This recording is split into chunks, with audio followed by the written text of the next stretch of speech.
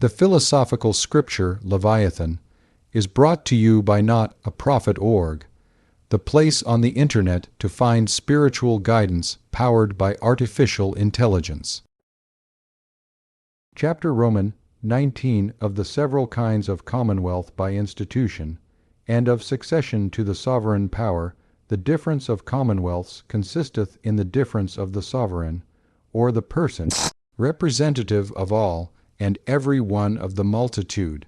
And because the sovereignty is either in one man, or in an assembly of more than one,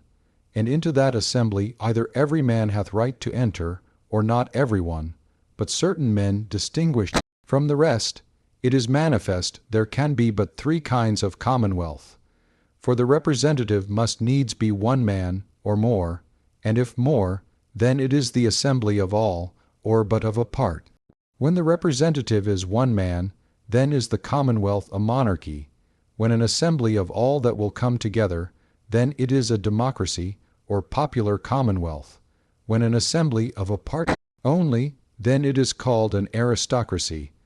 Other kind of commonwealth there can be none, for either one, or more, or all, must have the sovereign power which I have shown to be indivisible entire. There be other names of government in the histories and books of policy, as tyranny and oligarchy, but they are not the names of other forms of government, but of the same forms misliked. For they that are discontented under monarchy call it tyranny,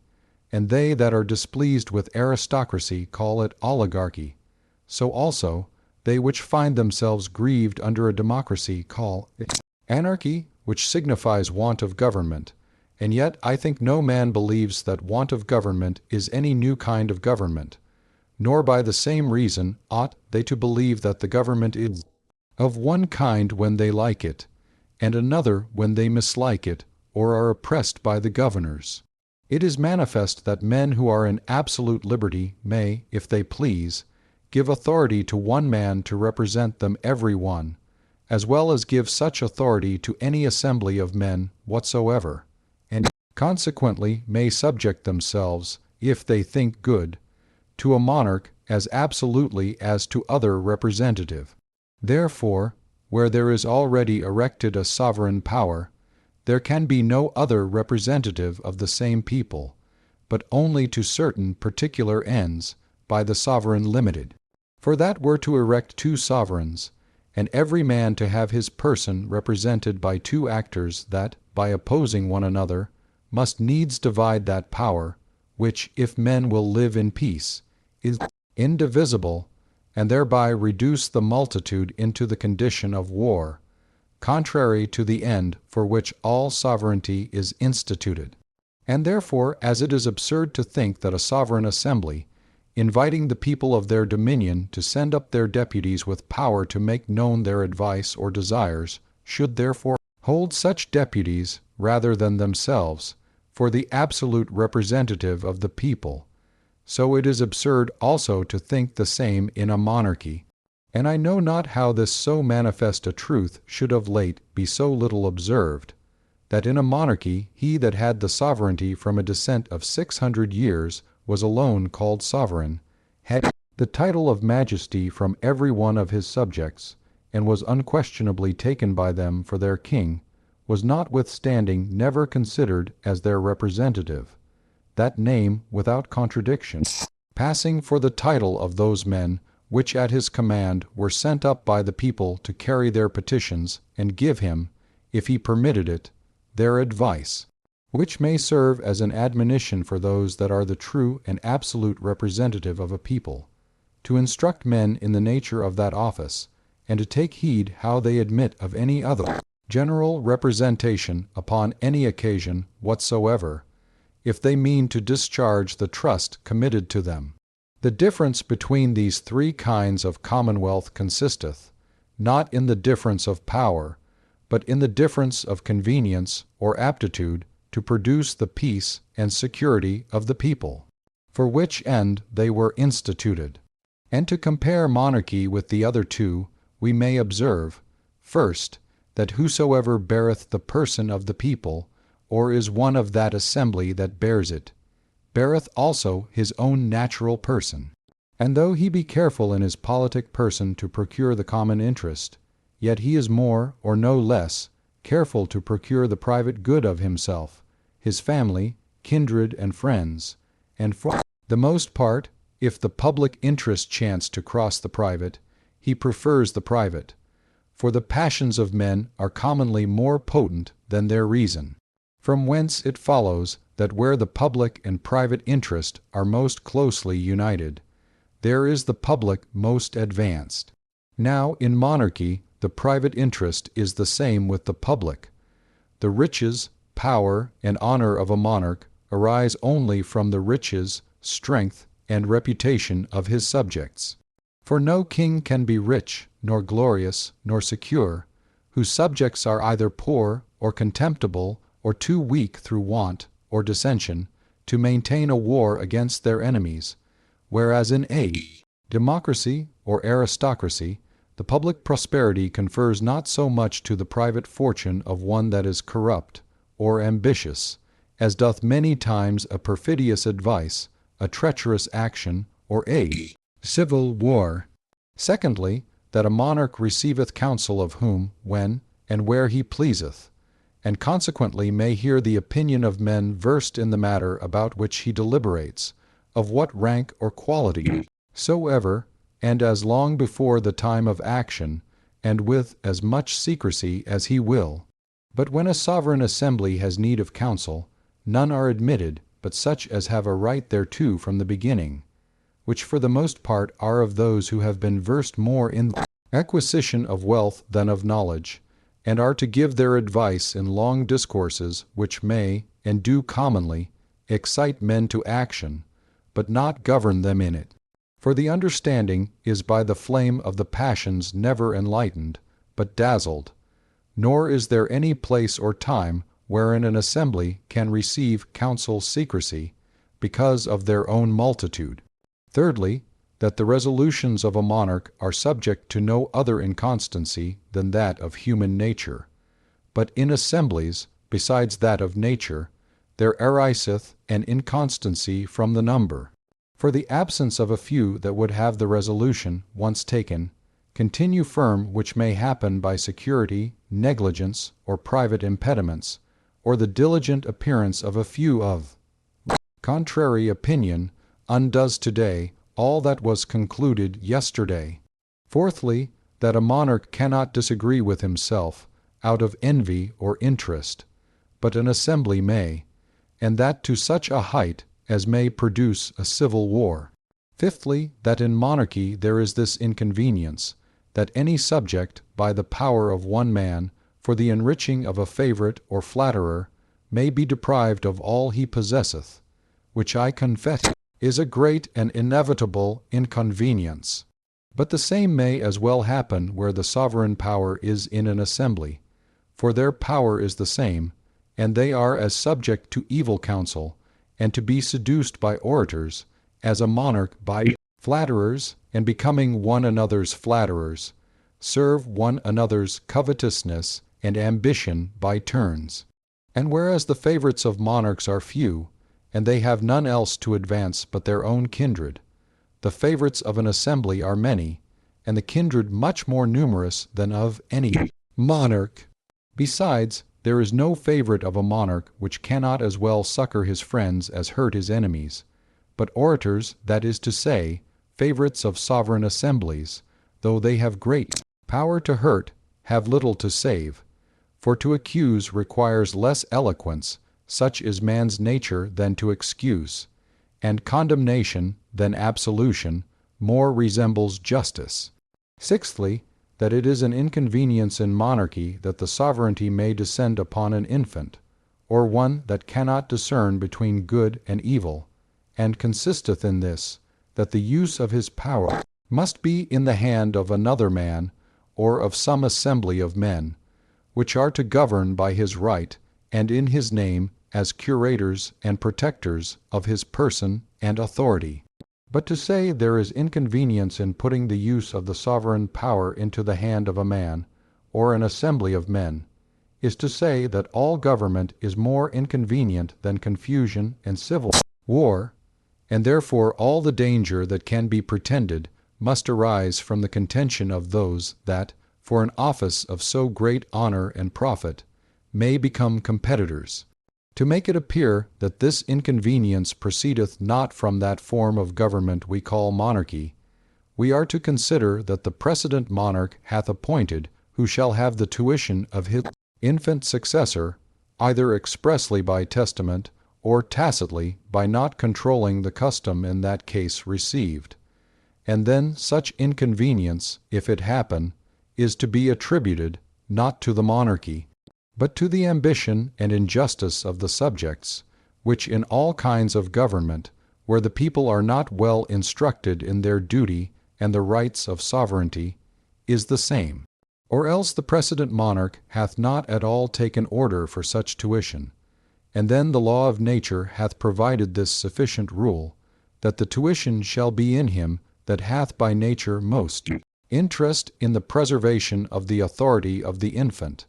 and to whom least benefit can accrue by his death or diminution. For seeing every man by nature seeketh his own benefit and promotion, to put an infant into the power of those that can promote themselves by his destruction or damage is not tuition, but treachery. So that sufficient provision being taken against all just quarrel about the government under a child, if any contention arise to the disturbance of the public peace, it is not to be attributed to the form of monarchy, but to the ambition of subjects and ignorance of their duty. On the other side, there is no great commonwealth, the sovereignty whereof is in a great assembly, which is not, as to consultations of peace and war and making of laws, in the same condition as if the government were in a child. For as a child wants the judgment to dissent from counsel given him, and is thereby necessitated to take the advice of them, or him, to whom he is committed, so an assembly wanteth the liberty to dissent from the counsel of the major part, be it good or bad. And as a child has need of a tutor or protector to preserve his person and authority, so also in great commonwealths the sovereign assembly, in all great dangers and troubles, have need of custodes libertatis, that is, of dictators or protectors of their authority, which are as much as temporary monarchs to whom for a time they may commit the entire exercise of their power, and have, at the end of that time, been oftener deprived thereof than infant kings by their protectors, regents, or any other tutors. Though the kinds of sovereignty be, as I have now shown, but three, that is to say, monarchy, where one man has it, or democracy, where the general assembly of subjects hath it, or aristocracy, where it is in an assembly of certain persons nominated, or otherwise distinguished from the rest, yet he that shall consider the particular commonwealths that have been and are in the world will not, perhaps, easily reduce them to three, and may thereby be inclined to think there be other forms arising from these mingled together. As for example, elective kingdoms, where kings have the sovereign power put into their hands for a time, or kingdoms wherein the king hath a power limited, which governments are nevertheless by most writers called monarchy. Likewise, if a popular or aristocratical commonwealth subdue an enemy's country, and govern the same by a president, procurator, or other magistrate, this may seem perhaps at first sight to be a democratical or aristocratical government, but it is not so. For elective kings are not sovereigns, but ministers of the sovereign, nor limited kings sovereigns, but ministers of them that have the sovereign power, nor are those provinces which are in subjection to a democracy or aristocracy of another commonwealth democratically or aristocratically governed, but monarchically. And first, concerning an elective king, whose power is limited to his life, as it is in many places of Christendom at this day, or to certain years or months, as the dictator's power amongst the Romans, if he have right to appoint his successor, he is no more elective, but hereditary. But if he have no power to elect his successor, then there is some other man, or assembly known, which after his decease may elect anew, or else the Commonwealth dieth, and dissolveth with him, and returneth to the condition of war. If it be known who have the power to give the sovereignty after his death, it is known also that the sovereignty was in them before. For none have right to give that which they have not right to possess and keep to themselves, if they think good. But if there be none that can give the sovereignty after the decease of him that was first elected, then has he power, nay, he is obliged by the law of nature, to provide, by establishing his successor, to keep to those that had trusted him with the government from relapsing into the miserable condition of civil war. And consequently he was, when elected, a sovereign absolute. Secondly, that king whose power is limited is not superior to him, or them, that have the power to limit it. And he that is not superior is not supreme,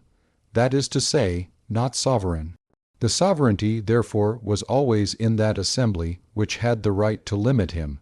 and by consequence the government not monarchy, but either democracy or aristocracy, as of old time in Sparta, where the kings had a privilege to lead their armies, but the sovereignty was in the ephori. Thirdly, whereas heretofore the Roman people governed the land of Judea, for example, by a president, yet was not Judea therefore a democracy, because they were not governed by any assembly into which any of them had right to enter, nor by an aristocracy, because they were not governed by any assembly into which any man could enter by their election, but they were governed by one person, which though as to the people of Rome was an assembly of the people, or democracy,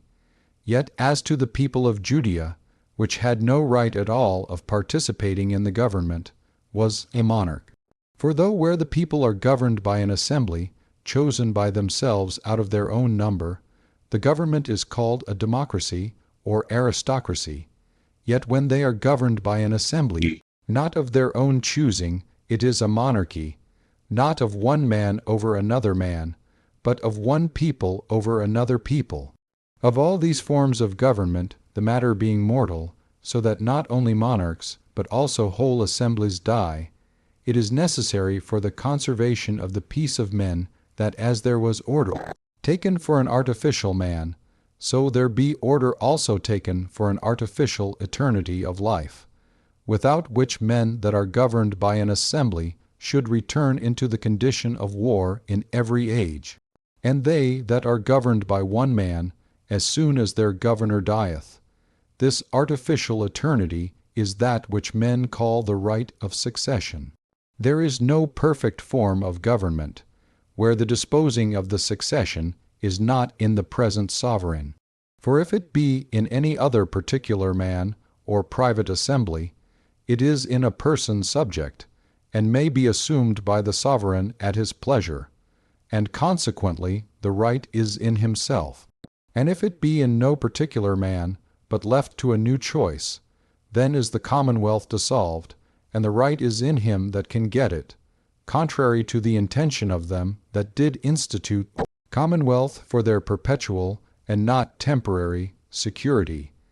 In a democracy, the whole assembly cannot fail unless the multitude that are to be governed fail, and therefore questions of the right of succession have in that form of government no place at all. In an aristocracy, when any of the assembly dieth, the election of another into his room belonged to the assembly, as the sovereign, to whom belonged the choosing of all counsellors and officers. For that which the representative doth, as actor, every one of the subjects doth, as author. And though the sovereign assembly may give power to others to elect new men, for supply of their court, yet it is still by their authority that the election is made, and by the same it may, when the public shall require it, be recalled. The greatest difficulty about the right of succession is in monarchy, and the difficulty ariseth from this, that at first sight it is not manifest who is to appoint the successor, nor many times who it is whom he hath appointed. For in both these cases there is required a more exact ratiocination than every man is accustomed to use. As to the question who shall appoint the successor of a monarch that hath the sovereign authority, that is to say, who shall determine of the right of inheritance, for elective kings and princes have not the sovereign power in propriety, but in use only, we are to consider that either he that is in possession has right to dispose of the succession, or else that right is again in dissolved multitude. For the death of him that hath the sovereign power in property leaves the multitude without any sovereign at all, that is, without any representative in whom they should be united, and be capable of doing any one action at all, and therefore they are incapable of election of any new monarch, every man having equal right to submit himself to such as he thinks best able to protect him, or, if he can, protect himself by his own sword, which is a return to confusion and to the condition of a war of every man against every man, contrary to the end for which monarchy had its first institution. Therefore it is manifest that by the institution of monarchy, the disposing of the successor is always left to the judgment and will of the present possessor. And for the question which may arise sometimes, who it is that the monarch in possession hath designed to the succession and inheritance of his power, it is determined by his express words in testament or by other tacit signs sufficient. By express words or testament, when it is declared by him in his lifetime, viva voce, or by writing, as the first emperors of Rome declared who should be their heirs. For the word heir does not of itself imply the children or nearest kindred of a man, but whomsoever a man shall any way declare he would have to succeed him in his estate. If therefore a monarch declare expressly that such a man shall be his heir, either by word or writing, then is that man immediately after the decease of his predecessor invested in the right of being monarch. But where testament and express words are wanting, other natural signs of the will are to be followed, whereof the one is custom. And therefore where the custom is that the next of kindred absolutely succeedeth, there also the next of kindred hath right to the succession, for that, if the will of him that was in possession had been otherwise, he might easily have declared the same in his lifetime. And likewise where the custom is that the next of the male kindred succeedeth, there also the right of succession is in the next of the kindred male, for the same reason. And so it is if the custom were to advance the female. For whatsoever custom a man may by a word control, and does not, it is a natural sign he would have that custom stand. But where neither custom nor testament hath preceded, there it is to he understood, first, that a monarch's will is that the government remain monarchical, because he hath approved that government in himself. Secondly, that a child of his own, male or female, be preferred before any other, because men are presumed to be more inclined by nature to advance their own children than the children of other men, and of their own, rather a male than a female, because men are naturally fitter than women for actions of labor and danger. Thirdly, where his own issue faileth, rather a brother than a stranger, and so still the nearer in blood rather than the more remote, because it is always presumed that the nearer of kin is nearer in affection, and it is evident that a man receives always, by reflection, the most honor from the greatness of his nearest kindred. But if it be lawful for a monarch to dispose of the succession by words of contract or testament, men may perhaps object a great inconvenience, for he may sell or give his right of governing to a stranger, which, because strangers, that is, men not used to live under the same government, nor speaking the same language, do commonly undervalue one another, may turn to the oppression of his subjects, which is indeed a great inconvenience. But it proceedeth not necessarily from the subjection to a stranger's government, but from the unskilfulness of the governors, ignorant of the true rules of politics. And therefore the Romans, when they had subdued many nations, to make their government digestible, were wont to take away that grievance as much as they thought necessary by giving sometimes to whole nations, and sometimes to principal men of every nation they conquered, not only the privileges, but also the name of Romans, and took many of them into the Senate, and offices of charge, even in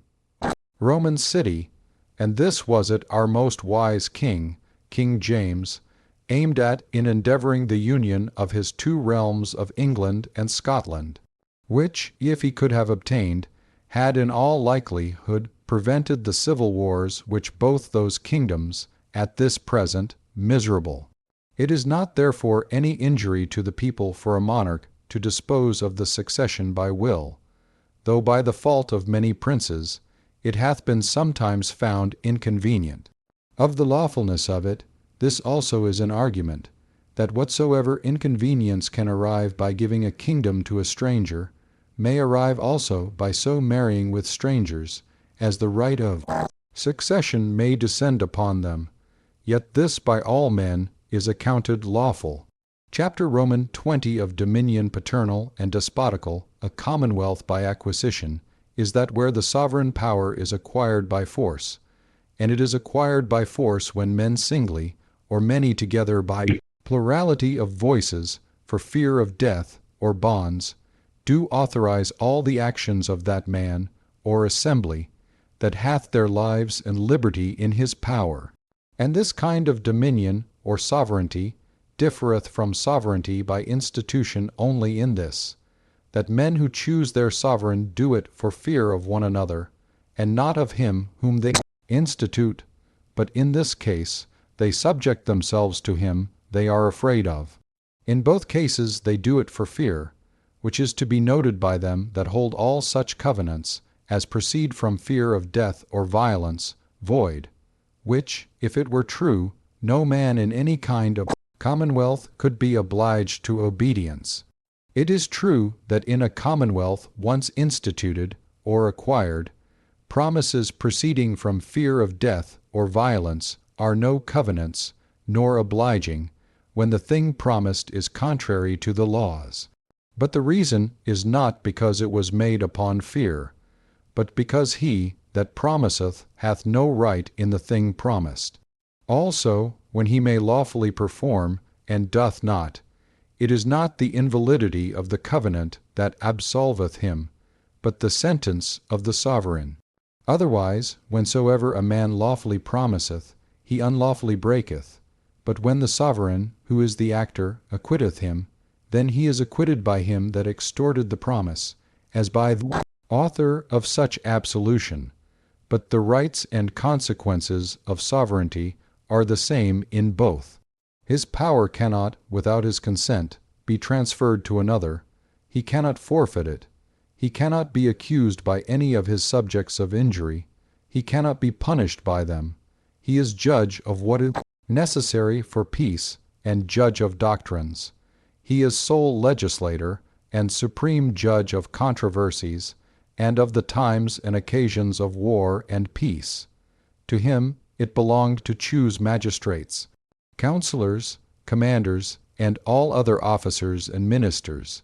and to determine of rewards and punishments, honor and order. The reasons whereof are the same which are alleged in the precedent chapter for the same rights and consequences of sovereignty by institution. Dominion is acquired two ways, by generation and by conquest. The right of dominion by generation is that which the parent hath over his children, and is called paternal, and is not so derived from the generation, as if therefore the parent had dominion over his child because he begat him, but from the child's consent, either express or by other sufficient arguments declared. For as to the generation, God hath ordained to man a helper, and there be always two that are equally parents. The dominion therefore over the child should belong equally to both, and he be equally subject to both, which is impossible, for no man can obey two masters. And whereas some have attributed the dominion to the man only, as being of the more excellent sex, they misreckon in it. For there is not always that difference of strength or prudence between the man and the woman, as that the right can be determined without war. In commonwealths, this controversy is decided by the civil law, and for the most part, but not always, the sentence is in favor of the father, because for the most part commonwealths have been erected by the fathers, not by the mothers of families. But the question lieth now in the state of mere nature, where there are supposed no laws of matrimony, no laws for the education of children, but the law of nature and the natural inclination of sexes one to another and to their children. In this condition of mere nature, either the parents between themselves dispose of the dominion over the child by contract, or do not dispose thereof at all. If they dispose thereof, the right passeth according to the contract. We find in history that the Amazons contracted with the men of the neighboring countries, to whom they had recourse for issue, that the issue male should be sent back,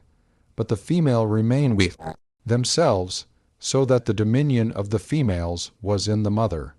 If there be no contract, the dominion is in the mother. For in the condition of mere nature, where there are no matrimonial laws, it cannot be known who is the father unless it be declared by the mother, and therefore the right of dominion over the child dependeth on her will, and is consequently hers.